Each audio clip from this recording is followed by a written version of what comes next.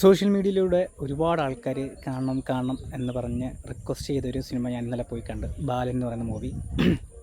എനിക്കധികം പ്രതീക്ഷയൊന്നുമില്ല. ഞാൻ പഴയൊരു ബാലനാണെന്നാണ് കരുതിയത്. ആദ്യമേ ഈ പോസ്റ്ററൊക്കെ കണ്ടപ്പം ഞാൻ പഴയ ബാലൻ കണ്ടിട്ടില്ലല്ലോ. അതുകൊണ്ട് പഴയൊരു ബാലനാണെന്നുള്ള രീതിയിലാണ് ഞാനിതിനെ കണ്ടത്. പക്ഷേ പിന്നീടാണ് മനസ്സിലായി ഇതൊരു മൂവിയാണെന്ന്. പക്ഷേ യാദൃച്ഛികമായിട്ട് ഇന്നലെ എൻ്റെ കൂട്ടുകാരൻ ഇത് സിനിമ കാണാൻ പോകണമെന്നും പറഞ്ഞു. അങ്ങനെ ബുക്ക് ചെയ്ത് ഞങ്ങൾ പോയി കണ്ടു.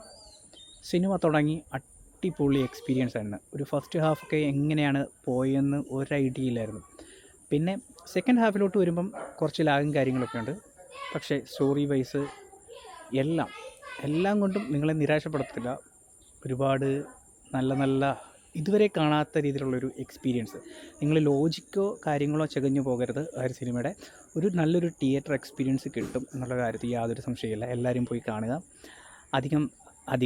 അധികം ക്യാരക്ടേഴ്സില്ല, അധികം താരപ്രാധാന്യങ്ങളൊന്നുമില്ല. ഒരു ക്യാമിയോ റോളും കാര്യങ്ങളൊക്കെ ഉണ്ട്. എല്ലാവർക്കും അറിയാമല്ലോ ആരാ വരുന്നതെന്നൊക്കെയുള്ള കാര്യം. പക്ഷേ ആ ഒരു സീനിൽ അത്രത്തോളം ഇമ്പാക്റ്റ് ഒന്നും ഉണ്ടാക്കാൻ പറ്റിയെന്ന് എനിക്ക് തോന്നിയില്ല. പക്ഷേ എന്തായാലും സിനിമ അടിപൊളിയാണ്. ആ നടിയാണെങ്കിലും ആ ഒരു പയ്യനാണെങ്കിലും, അതേപോലെ വേറൊരു ക്യാരക്ടറുണ്ട്, ഒരു സർപ്രൈസ് ആയിട്ടുള്ളൊരു ക്യാരക്ടർ സിനിമയിലുണ്ട്. അതാണെങ്കിലൊക്കെ ആ സിനിമയുടെ ഫസ്റ്റ് ഹാഫിനുണ്ടാക്കുന്ന ഒരു ഇമ്പാക്റ്റ് എന്ന് പറഞ്ഞാൽ ഭയങ്കര വലുതാണ്. എല്ലാവരും പോയി കാണുക. അടിപൊളി മൂവിയാണ്. അപ്പോൾ ഇത് വെറുതെ ബൂസ്റ്റപ്പിന് വേണ്ടി പറയുമല്ല. എന്നെപ്പോലെ ഒരു ആവറേജ് ചിന്താഗതിക്കാരായിരിക്കാം എല്ലാവരും. ഏതൊരു മൂവി കണ്ടാലും അനാവശ്യമായിട്ട് മൂവിക്ക് ഹൈപ്പ് കൊടുക്കുന്ന ഒരുപാട് ആൾക്കാരെ കണ്ടിട്ടുണ്ട്. എത്ര നല്ല പടമാണെങ്കിലും നല്ലതാണെന്ന് പറയത്തില്ല. എത്ര മോശമായിട്ടുള്ള പടമാണെങ്കിലും ഏതെങ്കിലും മൂല്യമുള്ള സിനിമയാണെങ്കിൽ അത് അടിപൊളിയാണ്, ഇത്ര രൂപയുടെ ബഡ്ജറ്റ് സിനിമയാണെന്നൊക്കെ പറയുന്ന കുറേ ആൾക്കാരെ ഞാൻ കണ്ടിട്ടുണ്ട്.